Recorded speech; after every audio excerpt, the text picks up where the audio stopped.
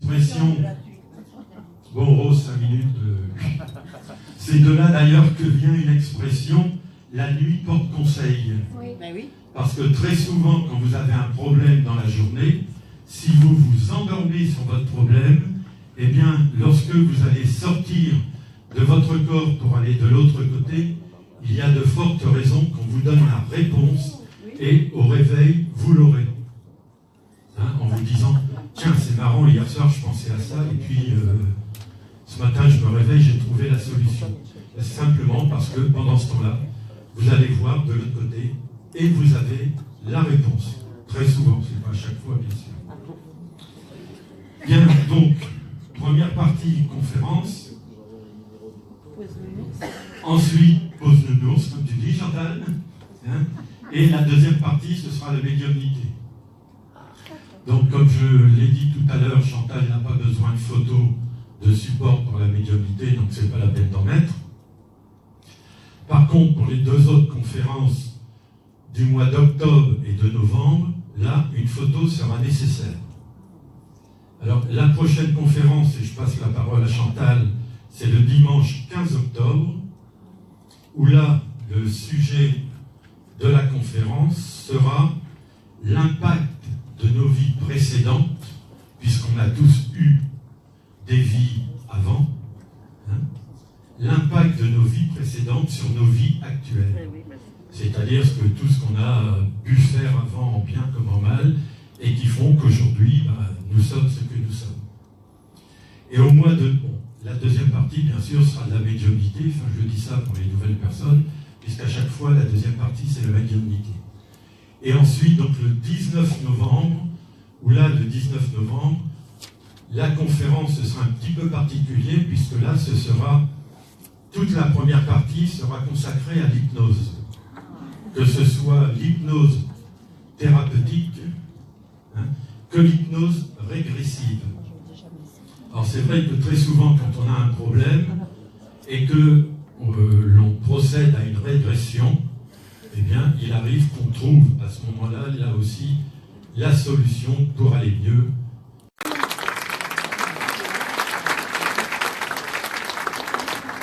Messieurs, dames, bonjour. Je vais vous demander d'éteindre vos portables, pas de sonnerie, pas de chuchotement ou de... Parce que alors là, ça m'énerve, c'est terrible.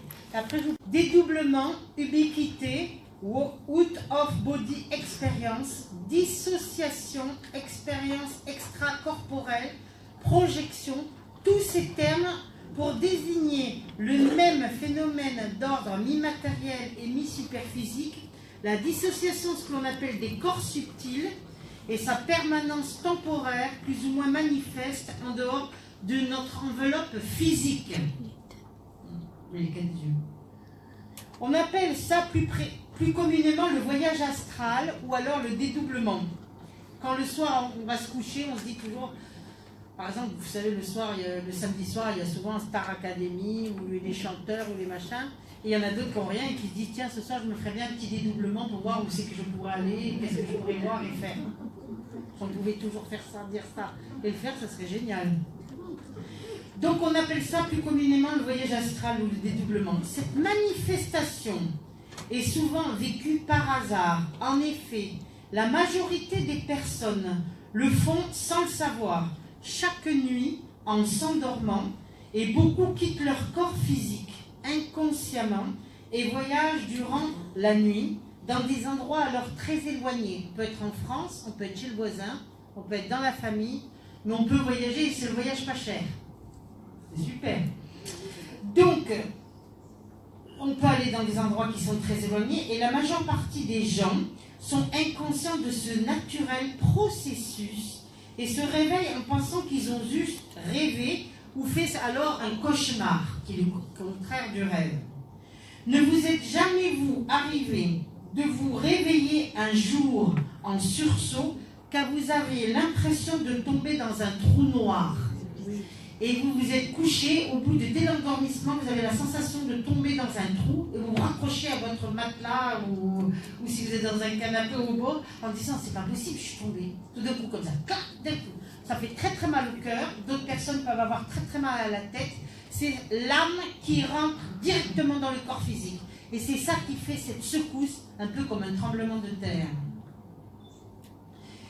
Donc, quand on ressent, c'est ce fameux trou noir avec une sensation étrange de flottement, c'est ce qu'on appelle le fameux voyage astral.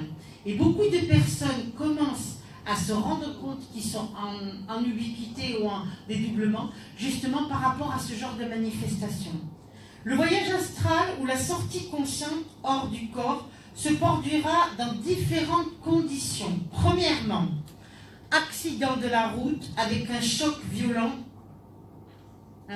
que ce soit une personne qui percute une autre voiture ou quelque chose comme ça, avant même, ce qu'il faut savoir, beaucoup de personnes ont posé la question, dans les accidents de la route, que ce soit moto ou voiture ou autre, avant même que la voiture percute l'autre voiture ou le mur, l'obstacle, qui que ce soit, l'âme va sortir du corps et le corps va frapper, mais l'âme sera déjà sortie. Donc obligatoirement, vous faites un dédoublement. Et c'est pour cela que le 3/4 des personnes, avant même de mourir dans un accident de voiture, ne souffrent pas parce que c'est le corps, c'est sûr qu'il est mutilé et tout ça, mais l'âme a déjà quitté le corps.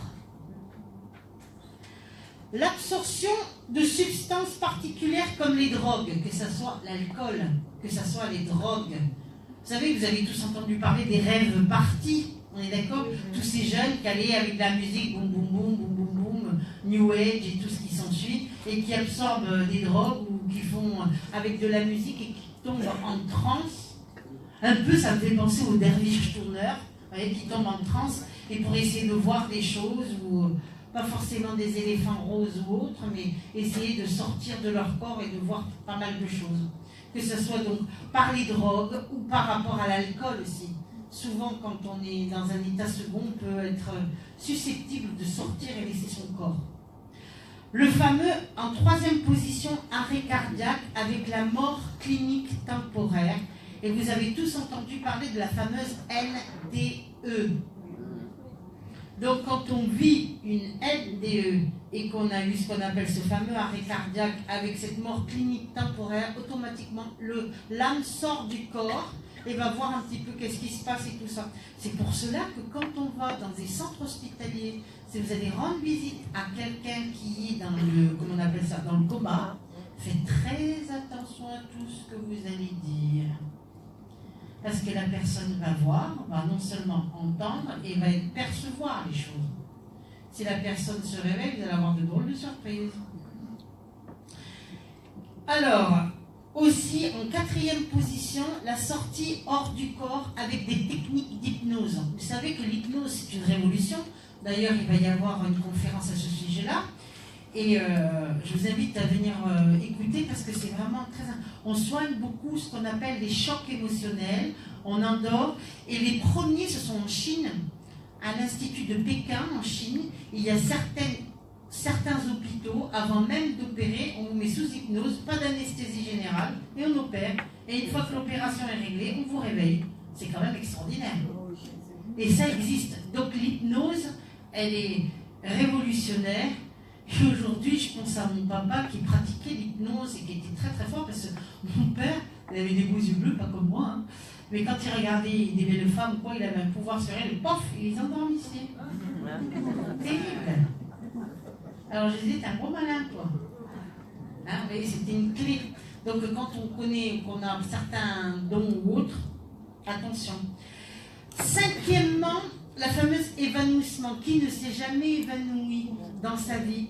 Il y en a pas beaucoup de personnes qui ne se sont jamais évanouies. On est d'accord, hein? Mais souvent, quand on s'évanouit, on n'a plus de conscience de temps. Le temps n'existe plus.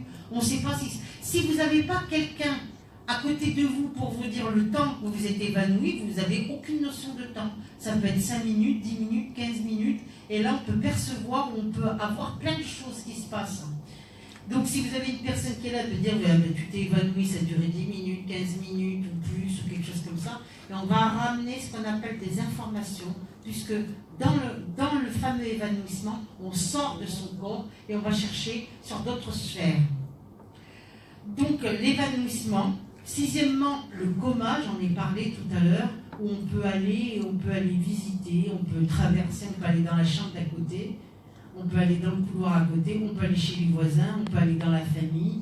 Et cette sensation, vous savez que de dire, même si vous avez de la famille qui vit à des milliers de kilomètres ou qui vivent à l'étranger, de dire hier soir, je ne sais pas, mais j'avais la sensation de te voir, tu étais présent, tu étais là, ou je te voyais au pied de mon lit, ou je t'ai rêvé, tu étais debout au pied de mon lit. Ce n'est pas un rêve, c'est ce qu'on appelle le voyage astral. Septièmement, par le rêve, le voyage astral qui fait partie de la septième propriété du rêve.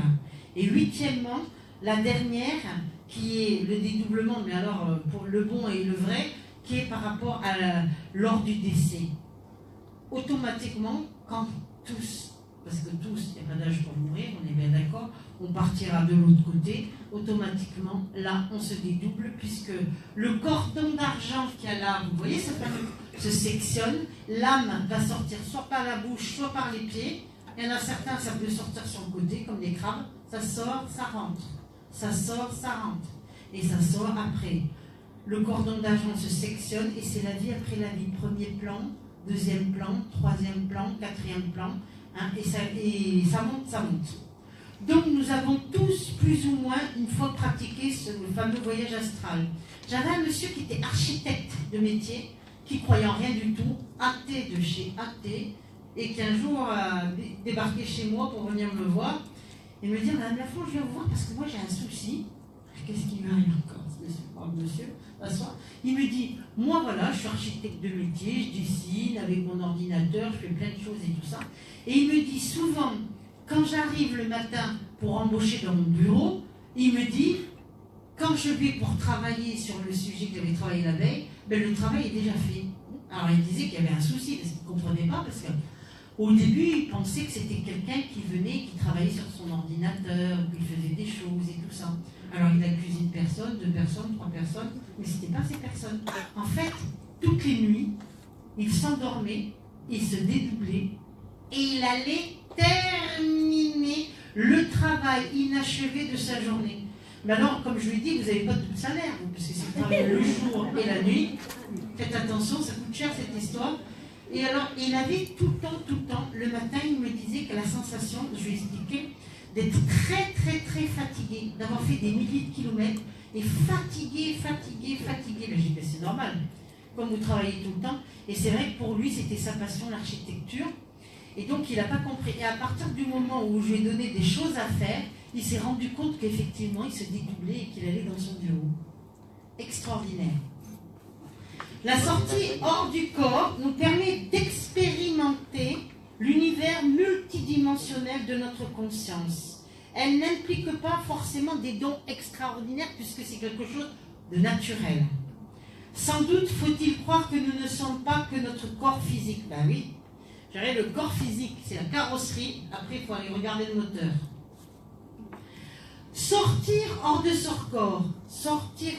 son corps, c'est faire l'expérience de notre propre liberté, de la puissance même de notre esprit. Nous ne sommes pas limités à un corps physique, à notre espace-temps, à notre environnement ordinaire.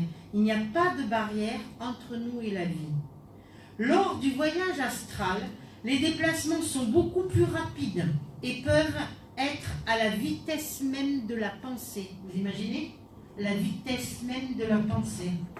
La sensation d'espace est très différente, mais il existe un sentiment de liberté que nous n'avons pas dans notre corps physique. Si vous êtes costaud, par exemple comme moi, on a l'impression d'être léger, quelle merveille, comme une plume, et de s'élever, chose que... Et alors surtout quand vous sortez de votre corps, que vous regardez la carrosserie, vous dites, oh, il y a du boulot là, quand même, hein?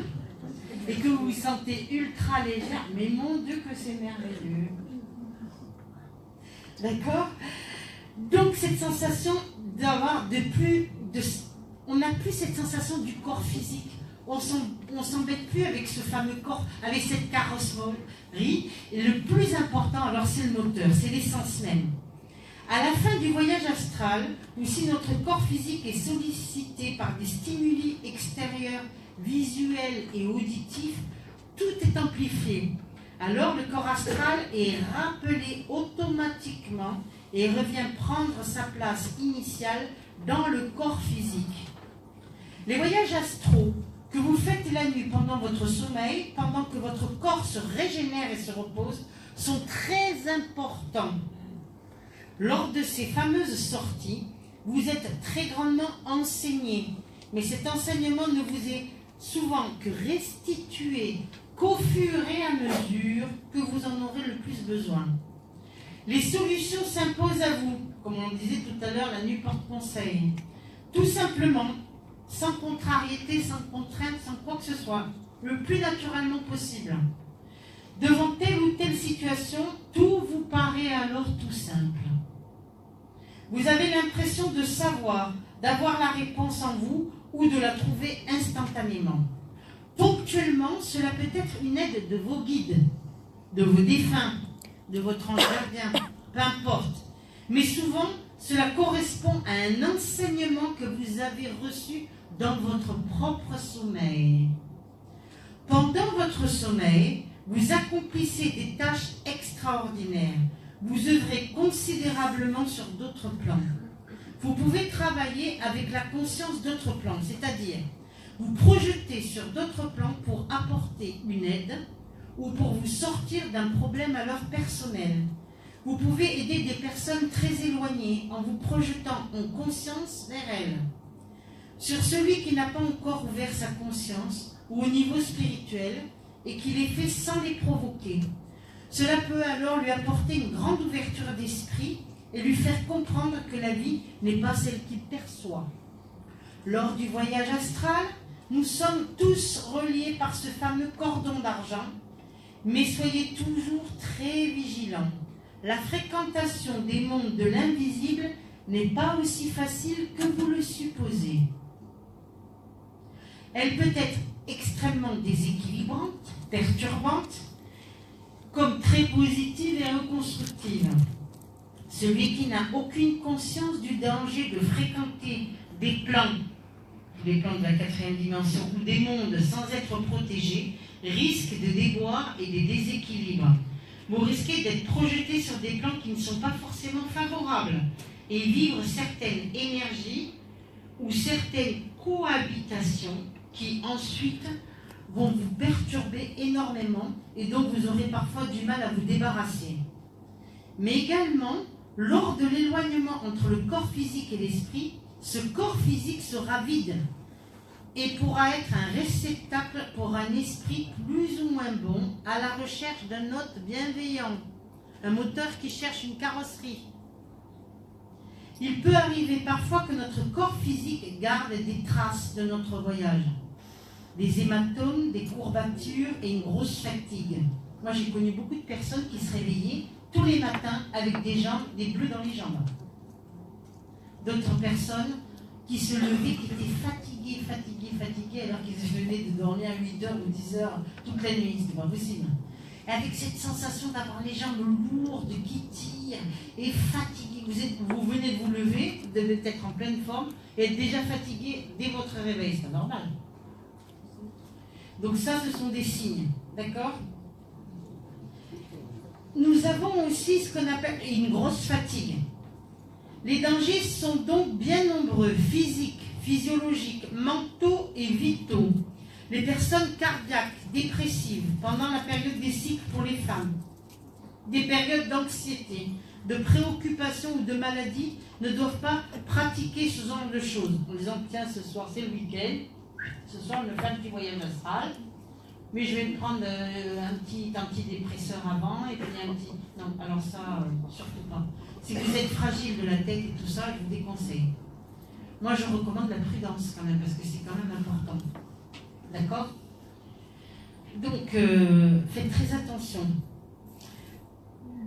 Les grands initiés, ceux qui ont complètement compris et intégré certaines capacités et possibilités de l'esprit, s'en servent toujours, même avec modération et avec le plus grand respect, avec une conscience très élevée du danger que cela pourrait présenter s'ils utilisaient les immenses possibilités de leur esprit à mauvais escient ou dans une certaine ignorance.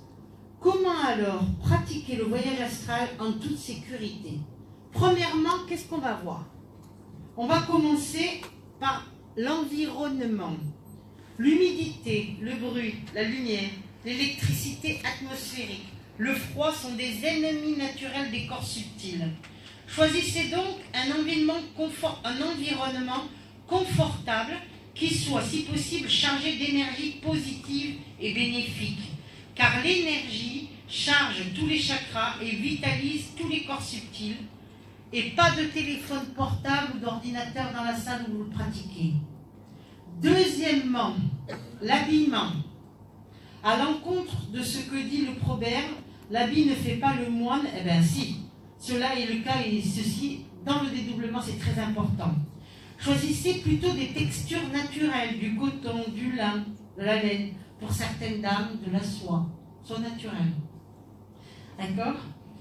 Et des couleurs plutôt apaisantes, du blanc, du bleu, du rose, du violet, pas de rouge, pas de noir, pas de couleurs comme ceci, d'accord? Plutôt des couleurs pastel, des couleurs douces, des vêtements plutôt confortables et chauds, un jogging, un pyjama assez large, pas quelque chose de serré, d'étriqué, où vous êtes boutiné et que vous dites « Ah, c'est pas possible, dès que je me tourne, j'ai l'impression d'avoir une gaine et c'est pas possible. » D'accord? Ensuite, il faut éviter en revanche ce qu'on appelle des chaussures ou des sandales ou des comment on appelle ça, des pantoufles aussi. Et tout objet métallique, pas de boucle d'oreille, pas de montre, pas de bracelet, pas de bague. Il faut que tout soit dénudé, que tout soit libéré pour mieux respecter l'environnement et le détachement de vos corps subtils. Troisièmement, le choix du moment qui va être propice pour pratiquer notre premier voyage astral consciemment, j'ai bien dit. Afin de choisir l'heure favorable selon la tradition ésotérique, chaque heure du jour ou de la nuit a un moment propice, présidé par une planète différente. Bien sûr, il ne faut pas avoir un temps imparti. Faire le repas, aller chercher les enfants en vous disant « Tiens, là, je me fais un petit dédoublement de 2 heures. » Mais à 4 heures, il faut que j'aille chercher ma fille à l'école ou mon fils à l'école et tout ça. Ben non, pas possible ça. D'accord? Il faut prendre son temps. Il ne faut pas se dire, tiens, le réveil va sonner, je dois aller faire des cours, je dois aller chercher ma fille à l'école. C'est pas possible ça. D'accord? Il faut vraiment prendre son temps. Il faut prendre du temps et prendre son temps. Donc, les jours de la semaine qui sont dirigés. Le lundi est dirigé par la lune. La lune, c'est l'intuition. D'accord? Le mardi, c'est Mars, Gebura, le dieu de la guerre, de l'action et le dynamisme. Le mercredi, c'est Mercure, le travail, mais le travail intérieur. Le jeudi, c'est Jupiter. Qu'est-ce que c'est que quelqu'un qui est jupitérien? C'est quoi? Macron. Hein? Macron. Oh là là, celle-là est excellente. Une personne jupitérienne. Alors c'est quoi? Dirigeant? Non. Personne dirigeante. Non. Personne fait l'astrologie ici? Jupiter, c'est un dieu de quelque chose. Jupiter, c'est quoi? De la chance, oui. Non, c'est Neptune, l'autre, oui. Il n'y a pas d'astrologue aujourd'hui. Il n'y a pas d'astrologue aujourd'hui? Eh ben c'est chaud, hein. Jupiter, quelqu'un de jupitérien, c'est quelqu'un qui aime bien boire un petit coup, bien manger, bien tout bien, vous voyez ce que je veux dire? Et c'est la chance. Donc on met la chance avec nous de son côté, comme on dit. C'est qui est jupitérien? Un signe qui est gouverné par Jupiter. Ah, ben quand même. Sagittaire va s'en servir. Il y a des Sagittaires aujourd'hui? Ah ben voilà. Ils aiment bien faire la fête. Ils sont jupitériens, les Sagittarius. Eh bien, c'est Jupiter, t'aimes tout bien. On est d'accord? Si vous ne savez pas par quelle planète vous êtes dirigé, c'est catastrophique. Hein? D'accord? Vendredi, Vénus. Un signe qui est gouverné par Vénus. La balance. La balance, on lui met un sac poubelle sur la tête, elle plaît quand même. Hein? Elle est vénusienne. Elle n'a pas besoin de faire n'importe quoi pour plaire. Elle plaît naturellement.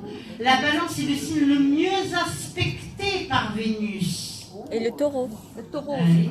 Et le taureau ensuite. Ah, oui. Alors, des personnes vénusiennes, c'est quoi? Quelle belle et belle chose, qui rêve d'amour, qui ont toujours besoin. L'amour avec un grand A et des UNL. S'il n'y a pas tout ça, la balance, c'est pas d'amour, c'est comme la mer sans poisson ou le ciel sans soleil. C'est la beauté aussi, c'est la grâce aussi, c'est la séduction. Les femmes balance, elles sont toujours coquettes. Elles vont mettre toujours, même à rien du tout, mais toujours un petit truc. Et puis toujours le petit truc, celui qui, quand même, qui pétille, qui... On est d'accord? On n'a pas besoin de les forcer, hein. On les reconnaît, les femmes balance. Une femme balance, ascendant balance, qui est très belle et que je me suis retournée dans la rue sur elle en disant, qu'est-ce qu'elle est belle, hein, Catherine Deneuve. Une fois, j'ai croisé Catherine Deneuve dans la région parisienne. Elle avait une cape rouge et noire. Tous les gens, ils se retournaient sur son passage. Hein. Et moi, c'est vrai que j'ai regardé, je dis, franchement. Alors, il y en avait qui disaient la cape, elle est belle et tout, mais je dis, mais la fille qui la porte aussi. C'était tout lance. Elle dégageait, tu vois. Elle était vénusienne. T'as pas besoin de lui mettre un couvert sur la tête, elle plaît. D'accord. C'est ça quelqu'un de vénusien. Le taureau aussi, il donne pas sa part au chat. Hein? Le taureau, c'est Vénus, c'est l'amour. Oui. Avec un taureau? Pourquoi il est dépensier, le taureau? Oui. Moi, je croyais qu'il était radin. Il donne tout, hein. Ah, mais c'est la beauté. Il est généreux, le taureau. Comme les j'avais dit, un sac sur la tête. Ah, mais oui, mais le taureau, c'est. Ben, t'as qu'à regarder, hein. Tu vas en Camargue, il y a des manades. Non, le lion. Hein? Tu regardes le taureau, tu vois les manades, mais tu vois les bêtes et les moins bêtes. Hein? Un taureau, c'est le plein minimum. Les beaux taureaux, pas les vachettes, hein. 450 kilos quand même. Donc, Les taureaux sont gros. oui, on les reconnaît, surtout les hommes taureaux, vous savez à quoi? À l'implantation du cou. Un vrai taureau, il a un cou large. C'est vrai, hein? Exact. On va dire qu'il a, il a un cou solide. Oui. Ça, c'est un beau taureau, ça. Ouais. D'accord? Ça, c'est pour Vénus. Le samedi ou samedi pas, moi je préfère quand samedi. Hein. Saturne ou Saturne pas, c'est Saturne. Mais Saturne lentement. Ah oui. Un signe gouverné par Saturne. Capricorne. Merci. Alors par exemple, je vous donne juste un exemple. Hein. Un Capricorne. Ascendant Capricorne. Écoutez bien ce que je vais vous dire. Né un samedi, reste assis parce que du coup tu vas te fatiguer d'attendre. Et j'ai vérifié, hein, c'est pas des gens. C'est tout, mais tard, très tard. Eh oui. Un dimanche, aujourd'hui, le jour du soleil, le lion. Donc là, on a regardé tous les jours de la semaine, hein. D'accord? La planète, alors, qui nous intéresse ici, est Jupiter. Alors, quel jour c'est? Le jeudi. Comme tous les astrologues peuvent le confirmer, elle est liée au long voyage et c'est la chance. Donc je mets la chance avec moi un jeudi pour faire le voyage pas cher, comme on dit, d'accord? Et pour bien revenir à la maison aussi, hein, d'accord? Et est-ce qu'il y a une période de... Eh bien voilà, donc, oui, j'y viens ma petite dame, écoutez. Donc le jeudi et les heures planétaires de Jupiter pour faire ce qu'on appelle un bon voyage astral quand on veut le faire consciemment. Diurne, la journée, de 10h à 10h50 le matin.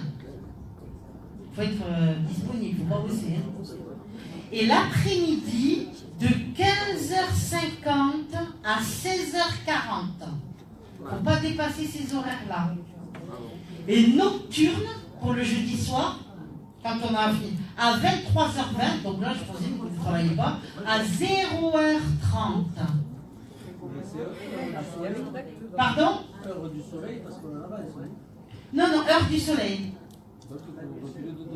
Voilà, Pourquoi reculer? heure du soleil. Ceci est pour décider de l'heure à laquelle réaliser la première fois une expérience de voyage astral consciemment, parce qu'il y a beaucoup de gens qui font des voyages astraux et qui ne se rendent pas compte, comme le monsieur, l'architecte qui était venu et qui me demandait s'il ne perdait pas un peu la boule. et quand il vaut mieux éviter. Pour la technique, aïe aïe aïe. Alors, comment on fait? On met son jogging ou son pyjama de coton, de soie ou tout nu. Pas de synthétique, hein. Voilà, oui, la soie, ben voilà, une balance encore. Oui. Et tout nu. Voilà. Mais tout nu, c'est la matière naturelle, donc tout va bien. Et oui, tout va bien. Tout nu, mais ça dépend où tu vas. On y va, s'il taille, tu vas pas aller chercher des redessins pour prendre un pull, hein. D'accord? Alors, comment on fait? Couchez-vous sur le dos. Les bras et les jambes légèrement ouverts. Pas ouverts comme ça, ouverts légèrement. Les paumes en contact avec le matelas, donc vers le matelas, mais pas vers l'au-delà, vers le matelas. Et répétez 3 fois la phrase la suivante. Je reviens à ma terre avant même de commencer. Parce qu'on va partir, mais on ne sait pas quand est-ce qu'on va revenir. Il n'y a pas d'heure. Puis, imaginez que vous vous effondrez dans votre matelas, comme si votre corps était devenu alors même du plomb. Ou si vous préférez, pensez que vous vous soulevez lentement dans l'air et progressivement privez alors de votre poids. Quel bonheur! Visualisez par la force même de votre esprit une onde bleue qui partirait de vos pieds et qui remonterait jusqu'à la tête. Une onde bleue, d'accord, qui partirait de vos pieds et qui remonterait jusqu'à la tête en enveloppant votre corps dans une quarantaine d'anneaux qui entourent votre corps. Et là, vous allez, quand vous perdrez la sensation du corps physique, c'est-à-dire lorsque vous essayez de soulever une main et que vous n'y arrivez plus, et que vous vous apercevrez que plus rien n'est capable, vous aurez franchi alors le seuil du dédoublement. Vous perdrez alors progressivement le sens du toucher, puis celui de l'odorat, du goût, de l'ouïe et de la vue. La respiration sera plus calme, plus profonde, avec des longues phases de rétention. Vous allez alors sentir une sensation curieuse de légèreté dans l'apaisanteur, un coup au cœur, une sensation imprévue de chute dans un tunnel noir, ou alors tout simplement de voler. Combien de personnes me disent « Ah, cette nuit, Chantal, j'ai rêvé que je volais, que j'avais des ailes, je volais, j'allais là-bas, puis je dis « T'atterrissais de temps en temps un petit peu ou pas ?»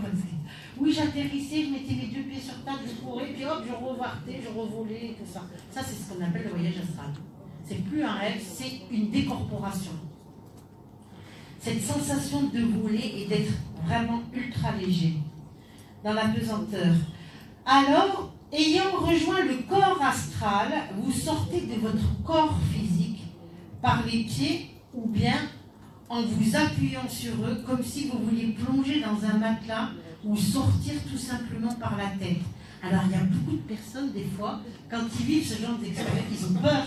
Alors, ils se disent, ils sentent quelque chose qui veut sortir, mais ils ont peur, ils retiennent. Et en même temps, ils ont envie d'aller, mais en même temps, ils ont peur, c'est tout à fait normal, parce qu'on sait où on va partir. Enfin, on sait où on va partir, oui, on ne sait pas où exactement. On ne sait pas quand est-ce qu'on va revenir. Il n'y a pas de notion de temps. On est bien d'accord? C'est pour ça, répétez bien, je reviens à ma terre. Pour que quand on part, qu'on puisse revenir aussi. Parce que ça, c'est terrible. Vous savez, une fois, j'ai massé une amie à moi qui était masseuse professionnelle. Elle m'a fait en plein massage une décorporation, elle est partie, mais elle est en Égypte. Eh bien, moi, j'ai mis 3 quarts d'heure pour la faire revenir. 3 quarts d'heure, c'est long. Et là, je me suis dit, voilà, je ne sais pas où elle est allée, c'est pas possible et tout. Mais elle m'a dit, j'étais tellement bien, j'étais avec Toutankhamon, les pharaons, elle avait plus envie de revenir. C'est sûr qu'on était dans son HLM en banlieue parisienne, Toutankhamon et puis les pyramides. Ça vaut pas le 93, la 7,5, hein. Vous voyez ce que je veux dire? Et quand elle est revenue à la réalité, je dis, je suis désolée, je suis pas Toutankhamon, mais c'est comme ça, je te ramène à la réalité. Des fois, la réalité, elle est brutale, comme on dit. C'est pas évident, hein. Mais c'est des choses qui marquent, c'est comme ça. Bon, vous allez vous appuyer, vous allez sortir par la tête ou par les pieds. Vous allez alors sentir une sensation de flottement au-dessus de votre corps physique. Vous allez, imaginez que vous êtes dans une chambre, vous êtes dans votre lit, vous sortez de votre corps, vous planez au-dessus de votre corps physique. Et après, vous allez monter, vous allez toucher le plafond. Et après, vous allez sortir par le toit, vous serez au-dessus du toit de votre maison. Après, vous irez chez le voisin. D'accord? Là, c'est pas mal, on peut voir pas mal de choses. Si c'est rangé, pas rangé, tout ça. Et on peut alors voyager à la vitesse de la pensée. On peut aller à 3-4 endroits en même temps. Et c'est extraordinaire. Et après, souvent, essayez d'avoir ce qu'on appelle un papier pour essayer de, quand on se réveille, de noter toutes ces informations qu'on aura eues parce que c'est formidable. Padre Pio. Oui, et comme le Saint Padre Pio que vous avez là, lui, il biloquait. La bilocation, c'est quoi? C'est être à 3-4 endroits en même temps. Ce qui veut dire que si vous êtes une fratrie de 4 ou 5 frères, par exemple, eh ben vous allez, le premier frère va dire, tiens, papa qui est décédé, je l'ai eu dans ma chambre. Le deuxième frère va dire, moi aussi. Vous allez dire, c'est pas possible, ça, si c'est possible. Puisque les morts biloquent aussi. Donc oui, ça existe, et non, on n'est pas fou. Alors, on peut faire alors des bonnes rencontres, comme voir des guides. On va voir nos défunts. On se dit toujours, tiens, quand est-ce que ma fille, ou mon fils, ou mon mari, ou ma femme, ou mon amant, ou ma maîtresse va venir me voir. Ça n'existe pas les gens. Et puis là, c'est vous qui vous dédoublez, et c'est vous qui allez à la rencontre d'un être cher disparu. Quand on a perdu son enfant, quand on a perdu un mari, une femme, un parent, un frère, une sœur, extraordinaire. Et cette sensation de vous envelopper, de baigner dans un amour incommensurable, c'est quelque chose de formidable. On est tellement bien qu'on n'a pas envie de revenir après. C'est normal, non? Et puis, quand vous revenez à la terre, souvent il y a des personnes qui gardent même encore cette sensation. Voilà, cette sensation de bien-être, d'avoir baigné dans un amour multidimensionnel, incompréhensible et tout ça, et de ramener cette énergie avec nous. C'est terrible, terrible, terrible. Mais c'est tellement magnifique. Donc on peut faire aussi, alors de très bonnes rencontres, on peut rencontrer nos morts, on peut rencontrer des personnes, on peut rencontrer nos anges gardiens, nos guides, et les voir. Aussi leur parler, les toucher.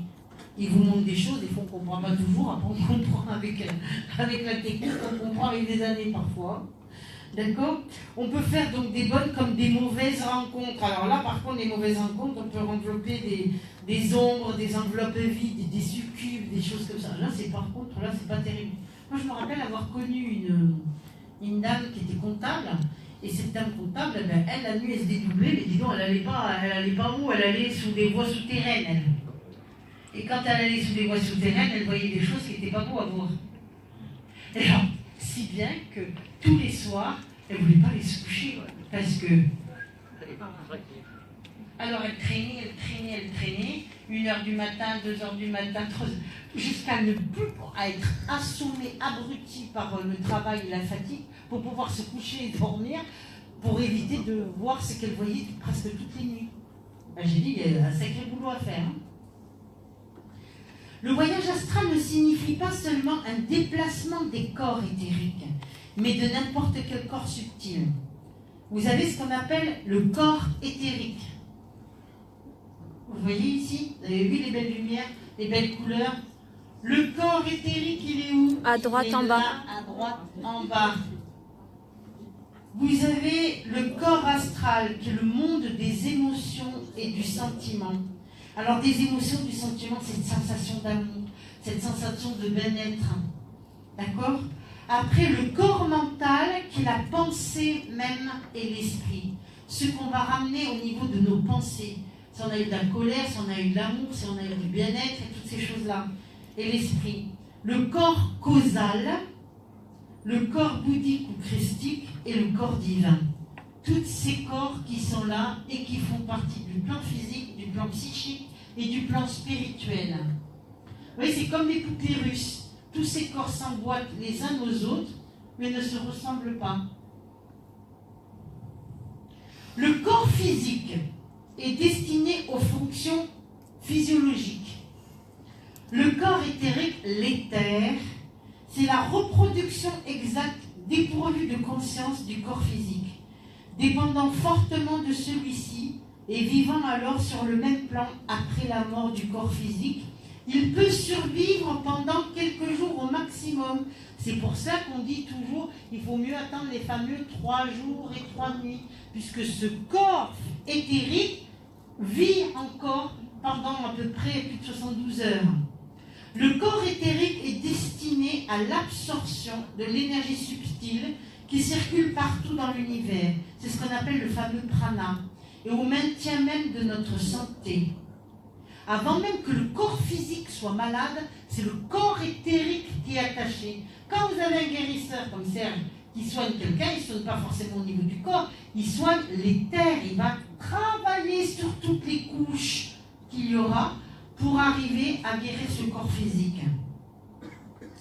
Il a une fonction d'intermédiaire entre l'enveloppe matérielle et le corps astral. Le corps éthérique se manifeste sous une forme de fumée lumineuse grise-violette, qui est tout autour. Le corps astral, en sanskrit Kamapura, Gandhara, du grec aster, qui veut dire lumineux. C'est quand on voit la fameuse aura, quand on voit quelqu'un et qu'on regarde autour, on voit le corps astral de cette personne. Enfin, pour moi, je le vois rapidement, mais d'autres, ils ne voient pas. Ou alors, des fois, ils disent souvent, les gens, « Ah, je t'ai vu, mais tu avais une lumière tout autour de la tête, ou je ne sais pas, c'était blanc, ou c'était telle couleur, telle couleur. » C'est ce qu'on appelle le fameux corps astral. Il est ainsi appelé pour sa luminosité lors du dédoublement ou au moment de la mort. Voilà. Donc, c'est ce fameux corps astral qui est très intéressant. Il a tendance à retourner sur les lieux où il aura vécu près des personnes qu'il aime. Souvent, on est au cimetière, on dit « Ah oui, qu'est-ce qu'elle était bien, qu'est-ce qu'elle était gentille et tout. » Et puis les personnes ne sont pas au cimetière avec vous. Ils sont soit au café d'à côté, soit dans la maison où ils étaient, soit dans le garage en train de faire, s'ils pouvaient faire de la mécanique ou quoi. Mais c'est ce fameux corps astral qui nous fait retourner dans les lieux qu'on aura le plus aimé, avec les personnes avec qui on aura été le plus proche, etc. C'est extraordinaire, ça. C'est le siège, ce qu'on appelle de tout ce qui est la sensation. Donc, c'est ce fameux corps astral qui est le siège de la conscience subliminale, qui est doté de sens astraux. Il est le responsable de la vie émotive et de la perception extrasensorielle. C'est le monde de la clairvoyance et de la télépathie. Le corps astral est composé de matière astrale. Il est énergie pure. Il est le siège des sensations. Il pénètre la matière. Plus petit que le corps physique, ils sont alors reliés par le fameux cordon d'argent. Pendant le dédoublement, un milieu positif n'est pas seulement important, mais alors il va devenir essentiel. Car le corps physique, à la sortie de l'astral, est pénétré par l'environnement qui doit être nécessairement de bonne qualité. Le corps mental, que l'on appelle le mana inférieur, c'est le siège de l'intelligence. Après la mort, il vit beaucoup plus longtemps que le corps astral, dans un plan encore beaucoup plus subtil et dans des conditions de liberté et de perfection qui peuvent être assimilées alors à cette sensation d'être au paradis. Sa forme de bulle ovoïde, toujours lumineuse, se manifeste très rarement au-dessus des corps physiques, mais dans les représentations des saints, dont la tête est entourée d'une auréole, elle laisse supposer que ce corps mental puisse être perceptif aux personnes qui ont ce qu'on appelle la clairvoyance. Là, vous voyez le Christ, l'auréole qu'il y a au-dessus de la terre, c'est ce qu'on appelle le corps mental. Le corps causal, c'est le siège de la volonté et de la mémoire. Il est représenté par une petite flamme chargée des rapports avec l'esprit. Et c'est ce qu'on appelle la distinction entre le bien et le mal. C'est le siège du moi. Donc, tous ces corps, le corps physique préposé aux fonctions physiologiques, le corps éthérique préposé à l'absorption d'énergie subtile, le corps astral qui est le siège des émotions, le corps mental qui est le siège de l'intelligence et le corps causal qui est le siège de la volonté et de la mémoire. C'est ce qui va nous ramener dans les lieux et qui va nous ramener cette fameuse mémoire, cette mémoire avec laquelle vous partirez avec les bons et les mauvais souvenirs. Que ce soit par rapport à un lieu, par rapport à une maison, par rapport à un travail ou des personnes que vous aurez le plus aimées, que vous avez envie de retrouver, même si vous êtes décédé. C'est ce fameux corps qui va faire, vous allez retourner dans les lieux et aller retrouver les personnes avec lesquelles vous aurez été le plus heureuse. Je ne sais pas si vous avez vu le film Ghost. Ghost, ça veut dire revenant. On est bien d'accord? Hein? Quand on le voit, il revient chez sa femme parce qu'il veut protéger sa femme et il veut la prévenir qu'elle est en danger et qu'elle peut être éliminée elle aussi, parce que lui, il a été descendu dans la rue. Hein, par rapport à un meurtre qui a été commandité de son meilleur ami pour des histoires d'argent. Il est compliqué ce film. Mais la première fois que j'ai vu Ghost, c'était dans les années, assez vieux, hein, parce que c'était au tout début. Hein. Je suis sortie du cinéma, j'étais contente. Pas vous imaginer comme j'ai dit, enfin quelqu'un qui crée un film pour montrer l'invisible et le rendre visible pour tout le monde. Extraordinaire. Et là, je me suis dit, chapeau. Merci mon Dieu d'avoir un gars comme ça qui a écrit Et depuis, maintenant, il y a de plus en plus de films ésotériques, il y a nos solars, il y a plein de choses et tout ça. Et où on montre, où on dit, où on n'a pas peur de démontrer que toutes ces choses existent. Vous voulez dire quelque chose, madame? Oui. Ce que vous dites, je l'ai déjà vécu. Voilà. Donc, quand on a toutes ces sensations de bien-être et de ramener toutes ces informations, parce qu'on dit toujours communiquer avec les morts, mais comment on peut communiquer par plein de choses? Il y a ce qu'on appelle, le rêve, qui nous fait communiquer avec le moi, le dédoublement, la TCI, la transcommunication instrumentale, il y a la médiumnité, il y a ce qu'on appelle l'écriture automatique. Il y a multiples façons de communiquer avec les défunts. Mais surtout, c'est cette sensation de ramener des informations positives et de se dire, je suis allé de l'autre côté, j'ai vu mon fils ou ma fille, mais j'ai même vu ma tante, mon oncle, mon cousin, ma cousine. Parce que des fois, on décède, on se dit, des fois, on n'a pas envie forcément de voir certaines personnes. Hein. Parce que vous savez que quand sur Terre, on a des problèmes avec les frères et les sœurs, on s'est disputé, ou toute la vie, on a eu ce qu'on appelle une espèce de vendetta avec. Quand on se dit, oh là là, quand on va se retrouver là-haut, qu'est-ce qui va se passer?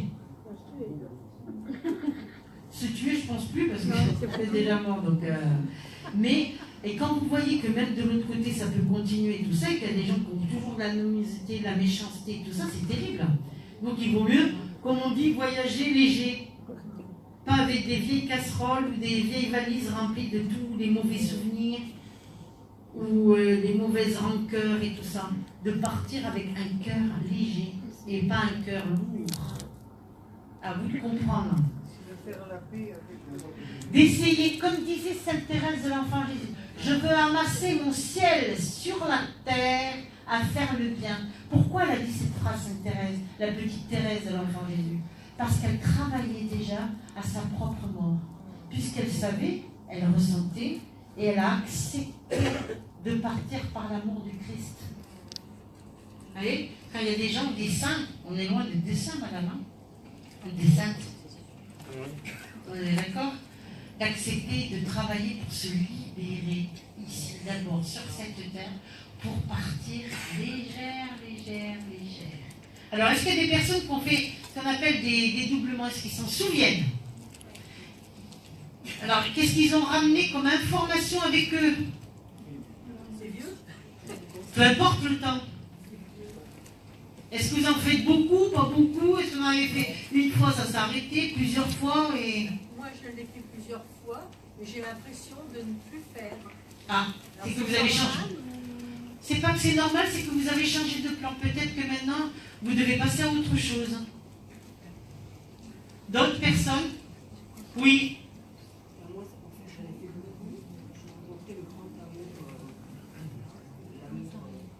Universel. De l'autre côté. On n'a pas envie de revenir, hein. Mais c'était une personne immense. C'est magnifique. C'est magnifique. Voilà. Et en fait, j'ai réessayé, j'ai rencontré une personne qui m'a dit dangereux, il faut pas que je lâche. Et dès que je sors, je commence déjà. Oui, parce que ça fait un peu peur. D'autres questions? Oui. Moi, c'est une histoire incroyable. Allez-y, je vous en prie. J'étais chauffeur de car de grand tourisme, je partais pour l'Angleterre. Oui. Je roulais sur l'autoroute A1, je commence à doubler un camion, et d'un seul coup, plus de tableau de bord, plus de volant, j'étais devant le car. J'ai continué à doubler le camion, je suppose à la vitesse du car qui était juste derrière. J'ai vu le chauffeur. D'un coup, tout est revenu, tableau de bord, le volant. J'ai redoublé le camion une deuxième fois, j'ai revu le chauffeur. Et après, bien sûr, j'ai paniqué. Vous avez eu peur? Vous vous êtes demandé qu'est-ce que vous étiez en train de vous arriver? Quand j'étais dehors, pas de bruit, pas de vent, à 100 à l'heure, pas de vent. Extraordinaire. Je ne m'inquiétais pas. Rien n'était dangereux, mais c'est quand je suis revenu, qui est-ce qui conduisait le car? Et là, pendant des mois, j'ai tout le Ah oui, oui, mais c'est normal, ça c'est peut-être votre ange gardien ou autre, mais ça c'est que vous êtes décorporé pour aller voir la scène qui est en train de se passer, et après vous êtes revenu. Qui n'a... Eh bien voilà monsieur, alors ça c'est bien de parler de ça parce que qui n'a jamais eu la sensation de déjà vu et de déjà connaître? Vous allez dans un pays, monsieur, vous n'avez jamais mis les pieds de votre vie et vous êtes capable d'arriver sur une place et de dire tiens là à gauche il y a une petite rue, ça donne sur un café, et puis là et puis de dire mais je suis déjà venu ici, c'est pas possible. Alors que c'est la première fois de votre vie que vous mettez les pieds. Oui c'est ça. Alors ça c'est ce qu'on appelle, vous avez vécu une sortie astrale mais éveillée. Ça peut arriver éveillé, c'est-à-dire que la personne, elle est en pleine conscience de l'événement qu'elle est en train de vivre. Et là, ben, pour un peu, quand on ne sait pas, on a un peu peur quand même. Hein. J'avais un deuxième conducteur de camion, ça m'est arrivé en racontant une histoire en train d'apprendre qui dit qu'après mon déjeuner, j'avais bu un verre d'eau glacée et que j'avais l'estomac bloqué. Je lui ai demandé de prendre le volant. Ben oui, vous avez eu peur. Mais c'est super. Qui est-ce qui conduisait? Votre ange gardien, monsieur. Mais oui. Navière? Ben de savoir. Là déjà vous étiez en pleine évolution spirituelle, monsieur là. Déjà ça commençait pour vous. Je me suis intéressé à tout ça, j'avais 16 ans. Ben oui, mais là quand vous avez vécu cette scène, après il a dû certainement se passer plein de choses pour vous. Je ne sais pas si vous l'avez remarqué. Non, j'ai rien. Ah, Je l'ai remarqué que j'y pensais longtemps si j'avais peur que ça recommence. oui, ça peut être dangereux. Hein. Madame, des endroits bleus? Oui. Chut. Les défunts.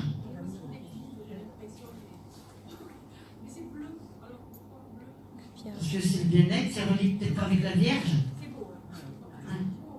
Et à chaque fois quand vous revenez, vous avez envie de repartir, même peut-être là ou non. Vous n'avez plus envie de revenir. Ben oui, mais il faut revenir. Hein. Ben oui, c'est pour ça. Ben oui, mais il faut revenir. Ben oui. D'autres questions?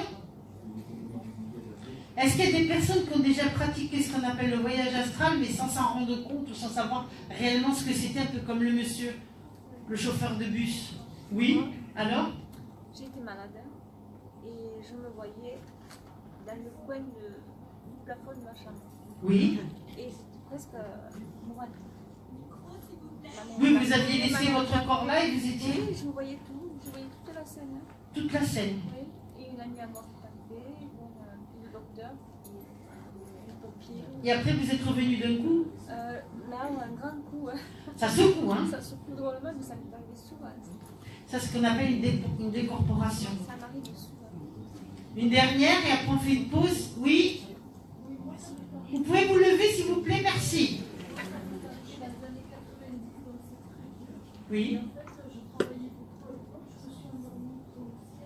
Oui? Et en fait, la personne qui je me vois à l'époque, elle avait du mal à me revenir.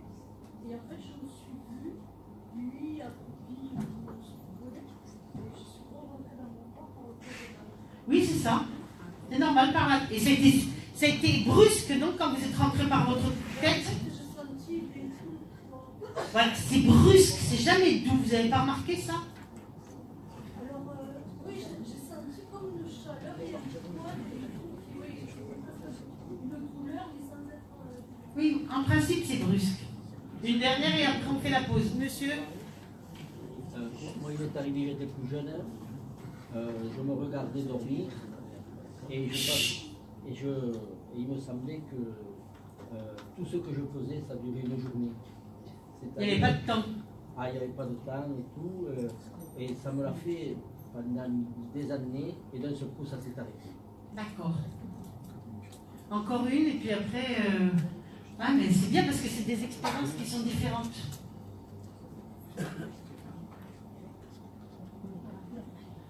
Encore une? Est-ce qu'il y a quelqu'un qui veut décrire ce qui lui est arrivé?